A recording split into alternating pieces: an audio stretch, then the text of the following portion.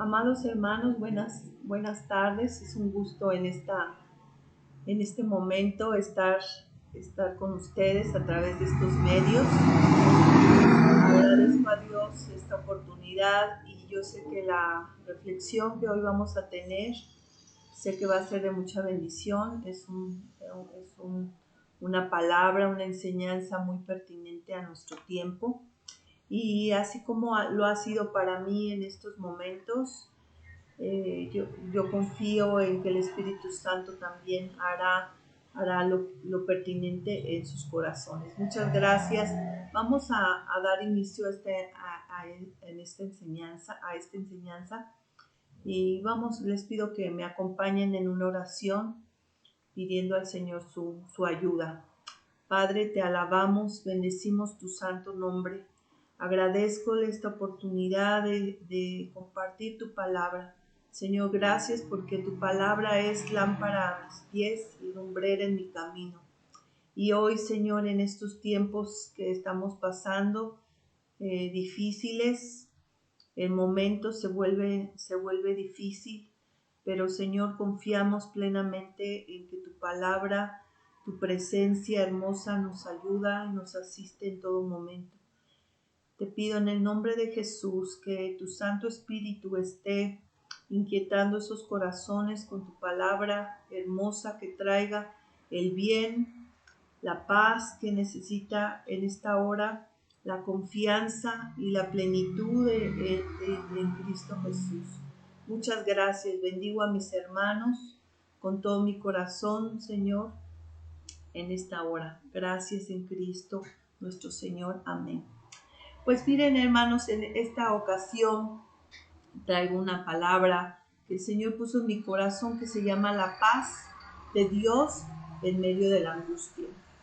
Y bueno, para eso quisiera que me acompañaran a la carta de los Filipenses, capítulo 4, versículo del 4 al 7. Son 3 pequeños versículos que le vamos a dar lectura.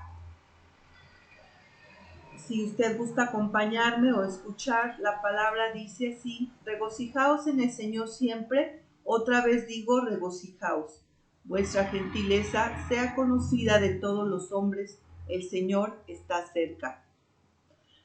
Por nada estéis afanosos, sino sean conocidas vuestras peticiones delante de Dios en toda oración y ruego con acción de gracias. Y la paz de Dios, que sobrepasa todo entendimiento, guardará vuestros corazones y vuestros pensamientos en Cristo Jesús. Pues vemos que esta carta, ¿verdad?, escrita por el apóstol Pablo a la iglesia de Filipo, ¿verdad?, la primera iglesia que fundó Pablo en Europa, ¿verdad? Esta carta se le conoce como una carta carcelaria, es decir, que Pablo escribió esta carta alrededor del año 61-62 después de Cristo, exactamente en una cárcel.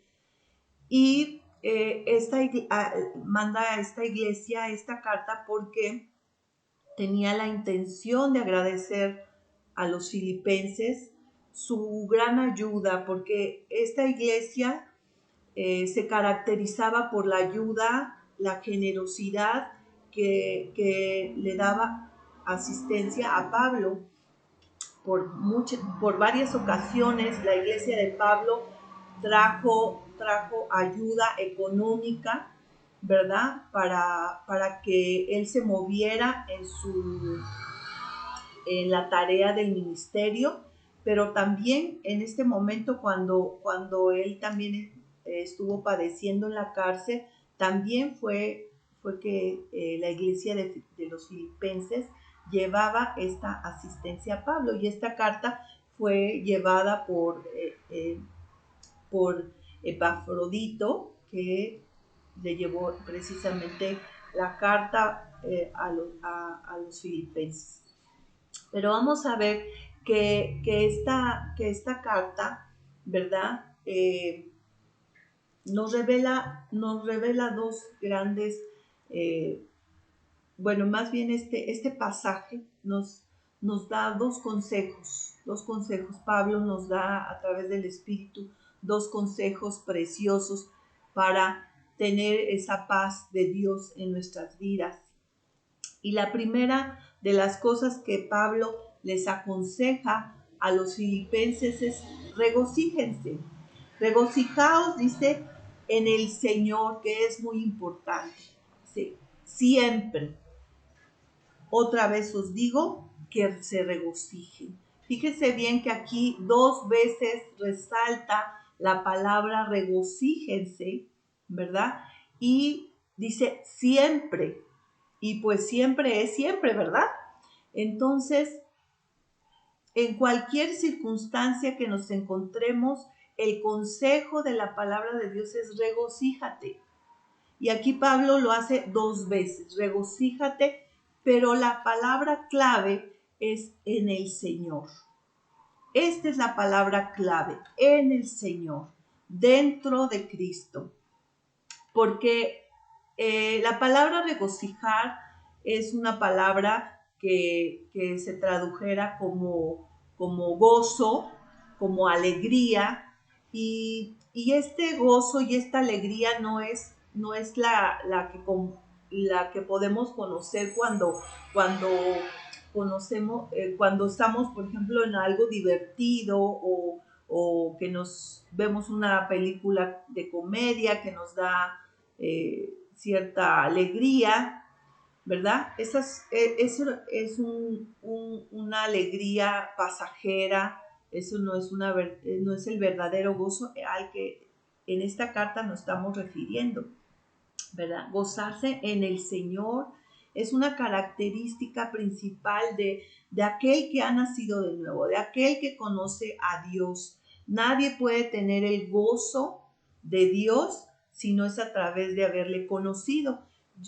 Usted debe de recordar el momento en que usted le abrió su corazón a Cristo, cuando sintió esa presencia maravillosa de su Espíritu, que le perdonó, que le hizo nacer de nuevo, nos produjo una gran alegría. Yo no sé usted, pero precisamente yo este domingo que pasó, el día 19 de abril, cumplí 37 años de haber entregado mi vida al Señor, y yo recordaba precisamente ese momento lleno de gozo, de alegría, que hay una sensación de llenura, de plenitud, ese gozo que no lo puede dar ninguna, ni en ninguna persona, ni ninguna circunstancia, nada nos puede dar ese gozo. Entonces, hermano, ese es el gozo que tenemos ya en nuestras vidas. Ya el Señor puso ese gozo, el gozo de Dios es porque es una buena dádiva, que ese gozo solamente proviene de Dios.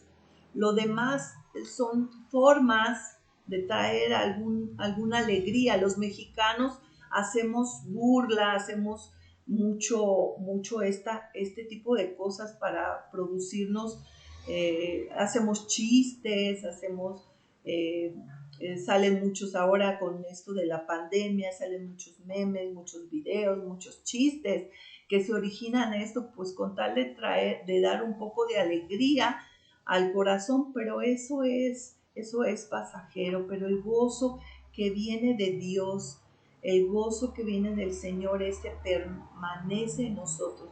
Dice la palabra de Dios que el reino de Dios es justicia, amor, gozo y paz en el Espíritu Santo.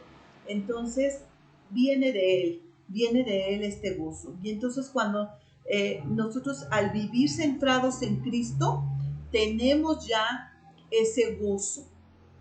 Cuando nosotros vivimos centrados en Cristo, es regocijarnos verdaderamente. El Señor está con nosotros.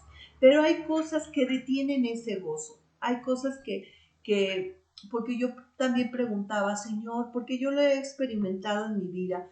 Yo decía, Señor, ¿por qué hoy ya no tengo ese gozo? ¿O por qué no siento ese gozo tan maravilloso? Y es que muchas veces no nos damos cuenta.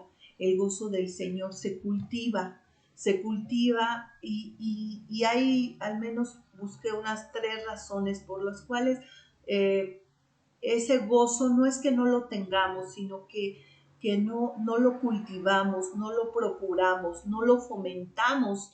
Y la primera cosa que quiero comentar es que el pecado produce que perdamos ese gozo, hermanos, el pecado. ¿Se acuerdan del rey David? El rey David en el Salmo 51:12 dice: vuélveme el gozo de tu salvación. Exactamente cuando dice estas palabras, él se encuentra, pues había cometido el pecado con Betsabé, ¿verdad? De adulterio, y había matado también al esposo de Betsabé. Y entonces él sintió esa pérdida, sintió eso que porque el pecado nunca nos va a producir gozo, hermano, nunca nos va a producir gozo. Y entonces él dice: vuélveme el gozo. Sintió una gran pérdida. Y cuando nosotros pecamos y no confesamos a Dios nuestro pecado, es una gran pérdida, perder el gozo de Dios. Y no porque Dios no nos perdone, Dios nos perdona, tenemos que acercarnos a la fuente de ese perdón. Entonces, algo que nos aleja, que nos seca más bien, que nos produce esa falta de gozo, es el pecado. Otra de las causas que produce esa falta de gozo en nuestra vida cristiana es que no buscamos su presencia, porque en el Salmo 16:11 dice que en tu presencia hay plenitud de gozo. Y entonces cuando nosotros buscamos al Señor, encontramos ese gozo, hermano. Encontramos esa llenura nuevamente, ese refresco en nuestro ser, que a veces las circunstancias nos agobian, nos quieren robar ese gozo, pero cuando nosotros buscamos su presencia, dice que en su presencia hay plenitud de gozo. Y otra tercera cosa es que a veces estamos en cansancio, en desánimo, y pensamos que no tenemos ese gozo. En Nehemías también,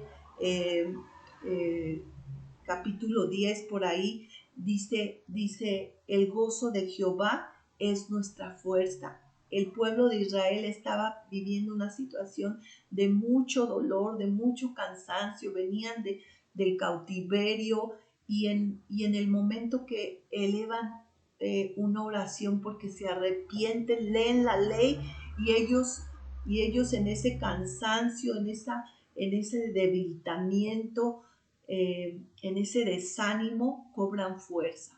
Y es cuando dice: el gozo del Señor es nuestra fuerza. Y a veces estamos debilitados, y la palabra de Dios, los principios de Dios, la ley de Dios produce en nosotros ese gozo.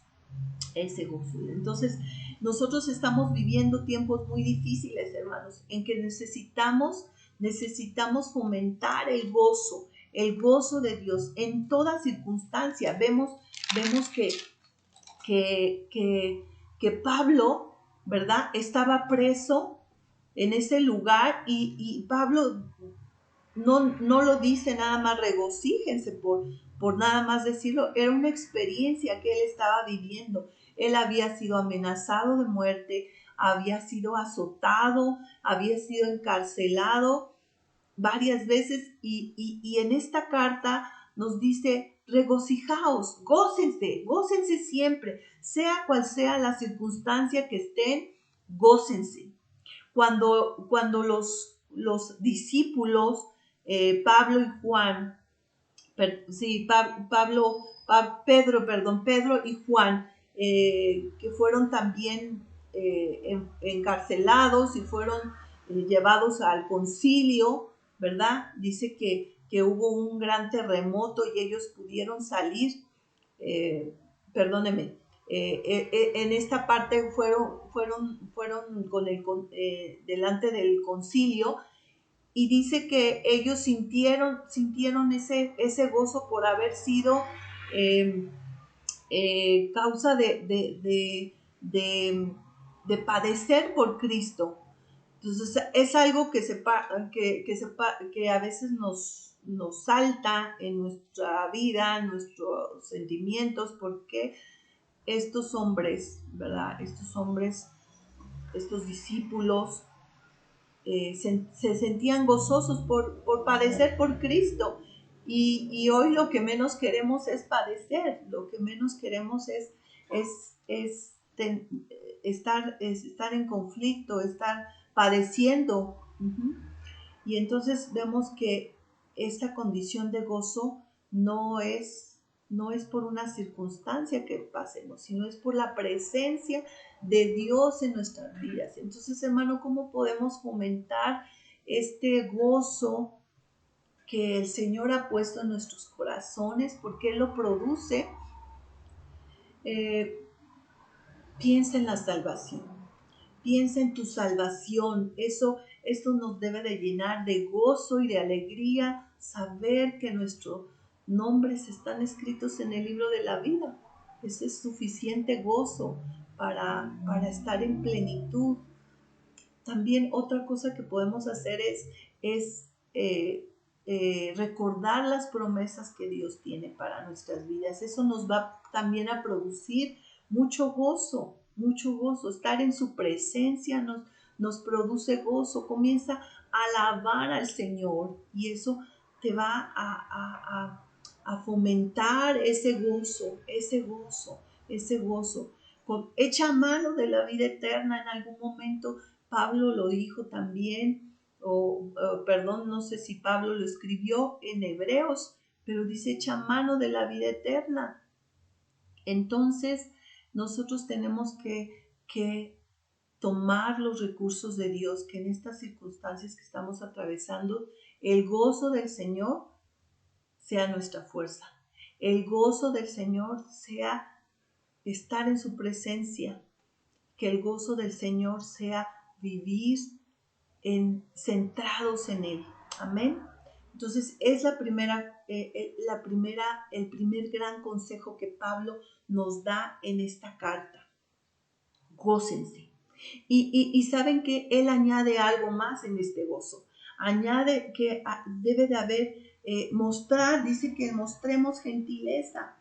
Dice, vuestra gentileza sea conocida en todo, de todos los hombres. Dice, y el Señor está cerca. Y esa es una realidad. El Señor está cerca, hermanos, y por eso es necesario que nosotros también estemos en ese gozo y mostremos esa gentileza. Mostremos esa gentileza porque tenemos el gozo de nuestro Señor. Y esta gentileza es una actitud cristiana hacia los demás de comprensión y de compasión. Veía que varios sinónimos de gentileza es tener paciencia, tener generosidad, ser amables, entonces ser razonables. Y yo creo que en estos tiempos, con estas presiones que estamos viendo, que escuchamos, o también que hemos sido parte de esta condición, de esta presión que todo esto nos está ejerciendo en nuestro diario vivir, ¿verdad? Tal vez no estamos produciendo esa paciencia, ni esa amabilidad, ni esa generosidad. Cuántas cosas nos están produciendo impaciencia, ¿verdad? Ya queremos que termine esta cuarentena, queremos que se acabe todo, si quedamos pendientes de algunas cosas, algunos trámites, cosas que no podemos hacer en este momento, nos llenamos de impaciencia, ¿verdad? Y esta impaciencia nos va produciendo un poco de enojo, de irritación. Tal vez nos está faltando esa amabilidad, y estamos siendo hostiles, estamos siendo tal vez groseros en muchos momentos. ¿Por qué? Porque hoy estamos en una situación que no habíamos estado antes, ¿verdad? Y que esas mismas circunstancias nos pueden estar generando frustración, desánimo, enojo, molestia, impaciencia. No es lo mismo, ¿verdad?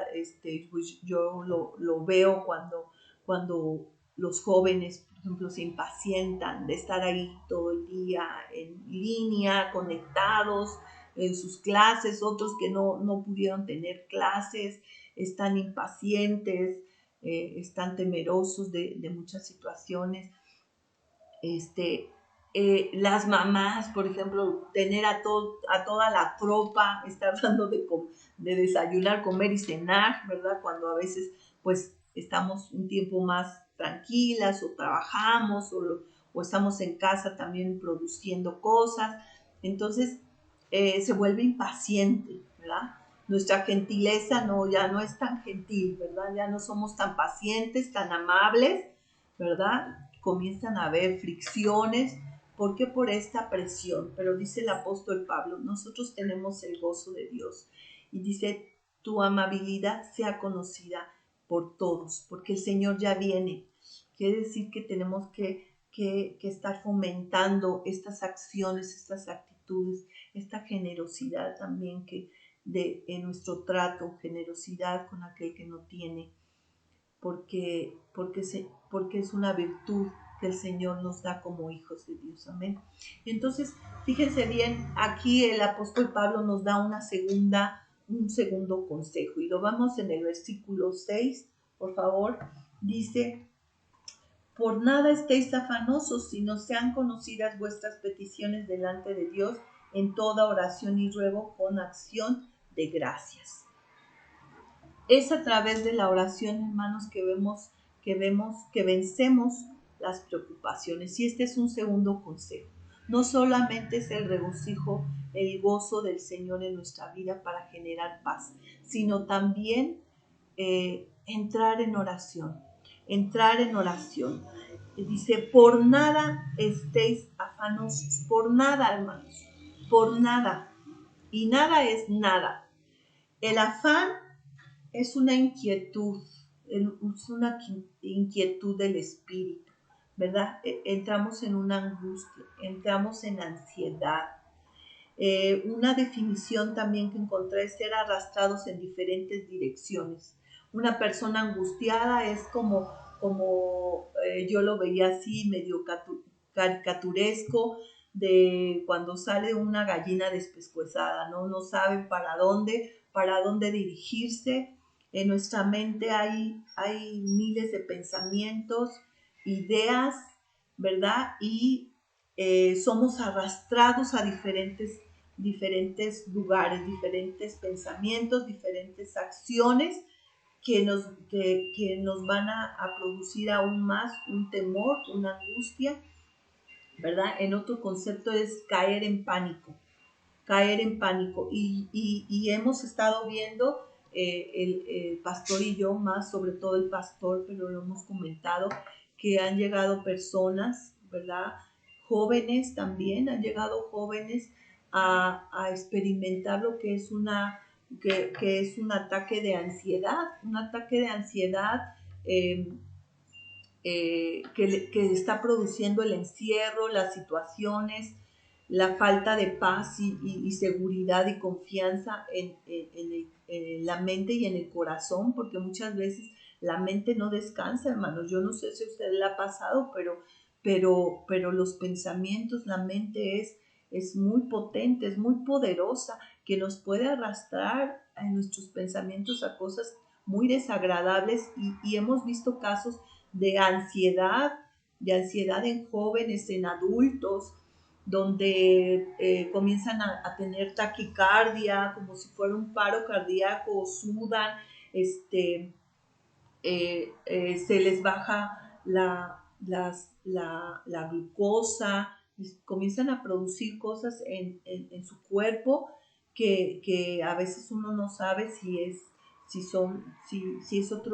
una enfermedad o qué le está sucediendo a esa persona, pero está produciendo toda esta angustia, todo esto que se está generando, porque tal vez en tu casa, tú que conoces a Cristo, puedes estar tranquilo, pero hay momentos de sobresalto que nos entra la ansiedad cuando vemos que la despensa se está acabando, cuando vemos que no hay trabajo, cuando vemos que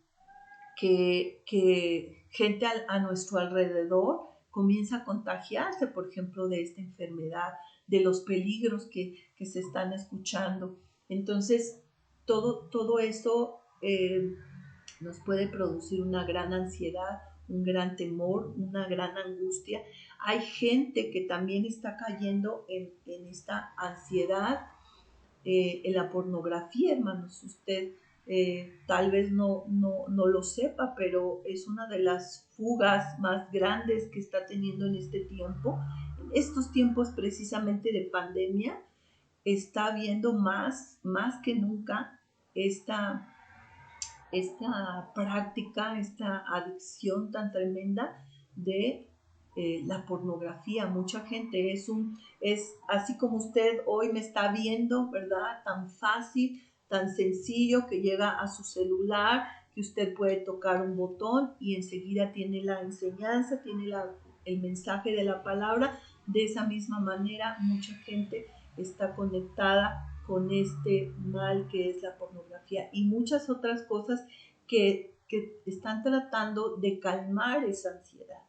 Entonces, ser vencido por la ansiedad, hermanos, nos produce dudas, desconfianza, desánimo, frustración. Yo no sé usted, pero comienza a haber mucha desconfianza en el gobierno, desconfianza en lo que va a suceder, va a llegar la ayuda, no va a llegar la ayuda. Comenzamos a dudar muchas cosas de verdad, Dios está con nosotros.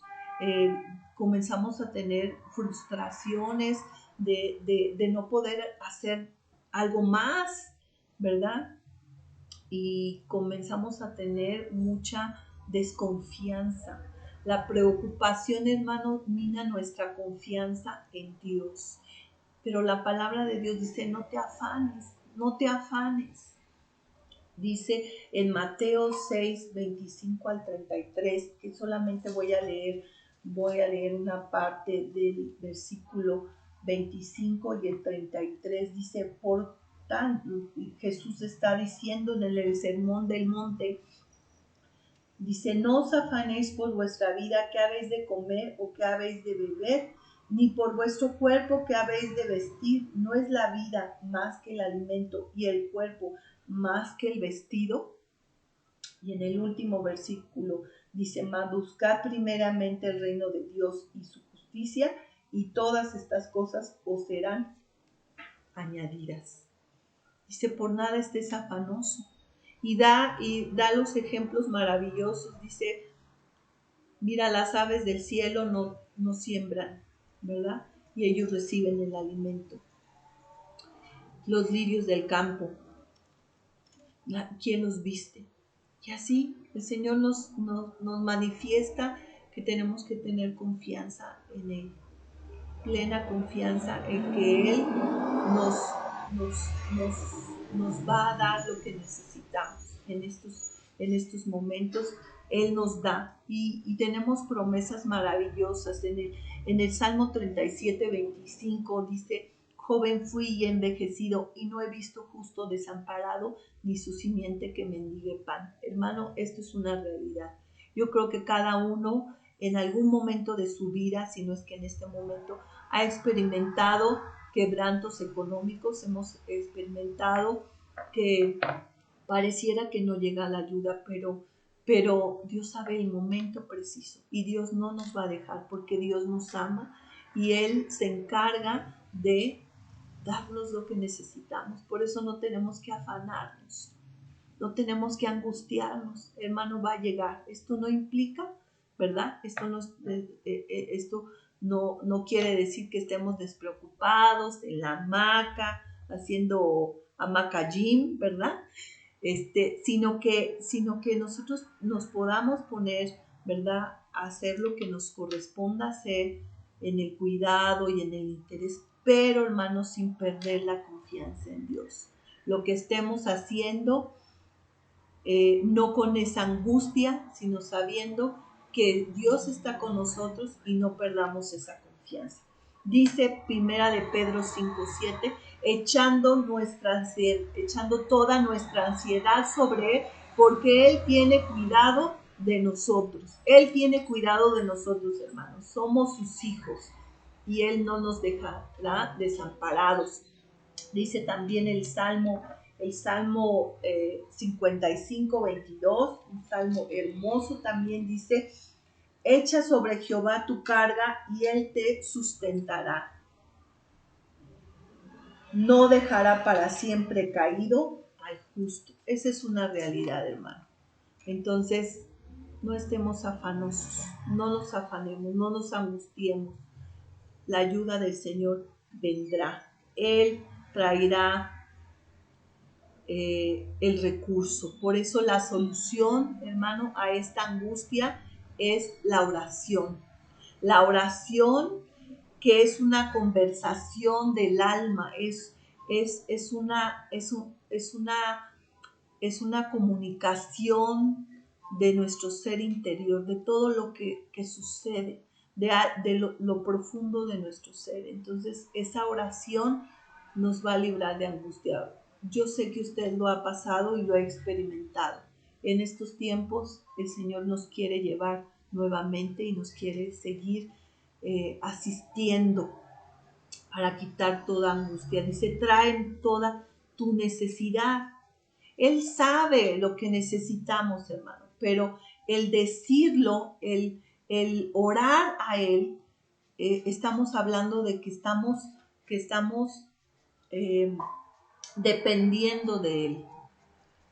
Al exponerlo, estamos diciéndole que somos impotentes, que no tenemos las habilidades, no tenemos la capacidad, no tenemos los pensamientos, los sentimientos para enfrentar esta situación.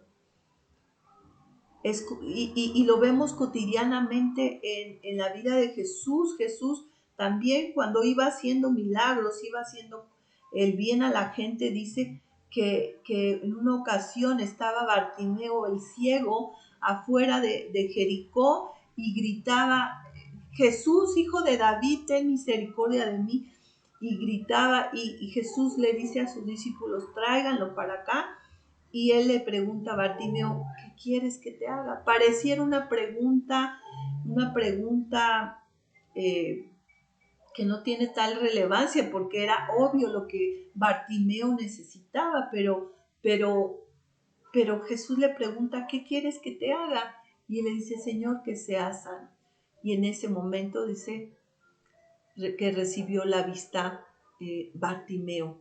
Entonces, tu fe te ha salvado. Entonces, hermanos, el venir, el acercar, el anunciar nuestras necesidades a Dios, aunque Él las conozca, es depender de Él. Es un ejercicio de fe, hermano, también. El venir en oración a Él es un ejercicio de fe. ¿Por qué? Porque estamos confiando primero en que Él nos escucha. Ese es el ejercicio de fe. Y segundo, que Él nos va a dar una respuesta. No, a veces no sabemos en qué momento la va a dar, pero el acercarnos a Él sabemos que vamos a tener una respuesta. A veces yo sé que en momentos nos puede llegar la angustia, la desesperación, pero para eso también nos dio este recurso maravilloso. Y Pablo nos dice que un recurso para tener esa paz es venir en oración.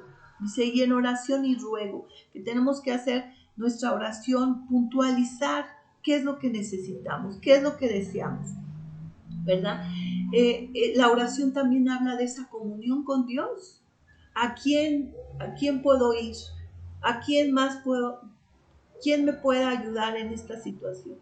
Dios es el que nos puede ayudar, hermano. Entonces, nuestro recurso maravilloso para obtener esa paz de Dios es la oración, dejando nuestras angustias, porque el corazón se desborda.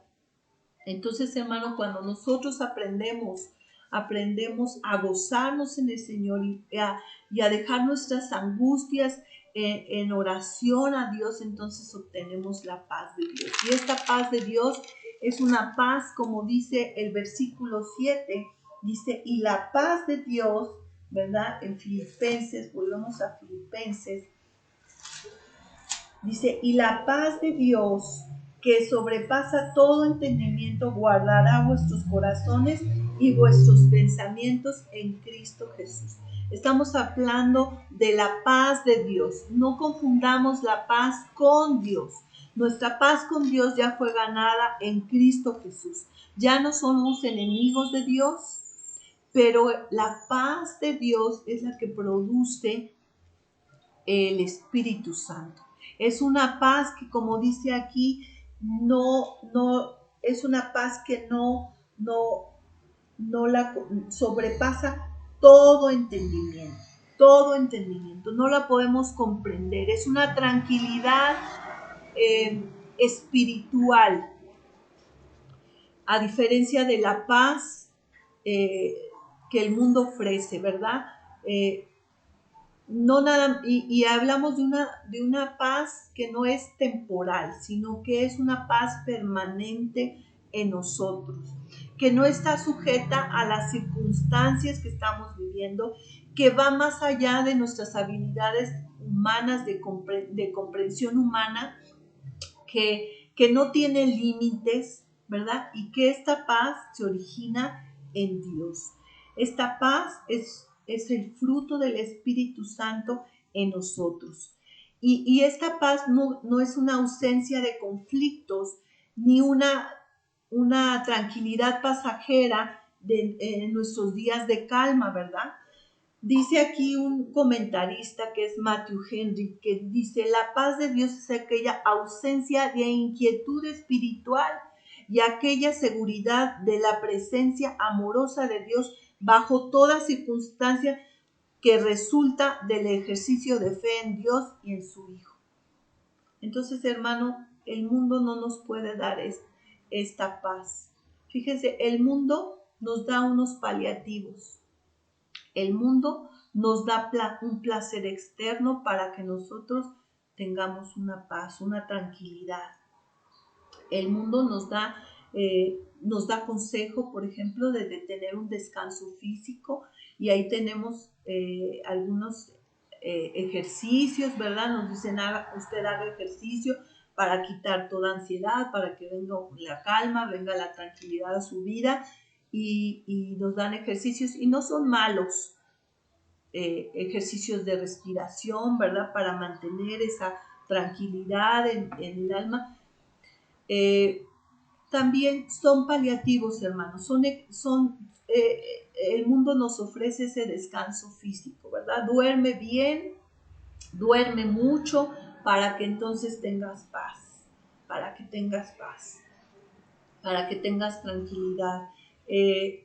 También nos da unos deleites, ¿verdad? Ya hablábamos un poco de lo que son las adicciones, las cosas que nos producen cierta tranquilidad para apaciguar nuestra alma, nuestra inquietud. Y muchos de nosotros tal vez estemos cayendo. Por ejemplo, hay gente que está comiendo de más. Tenemos que tener mucho cuidado si es que esa ansiedad estamos canalizándola de forma incorrecta con el alimento, por ejemplo, con pasar mucho tiempo en televisión o pasar mucho tiempo dormido.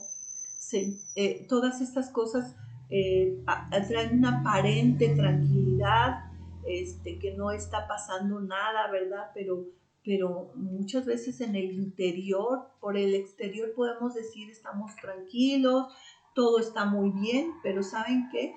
En el estómago, en nuestro cuerpo manifiesta.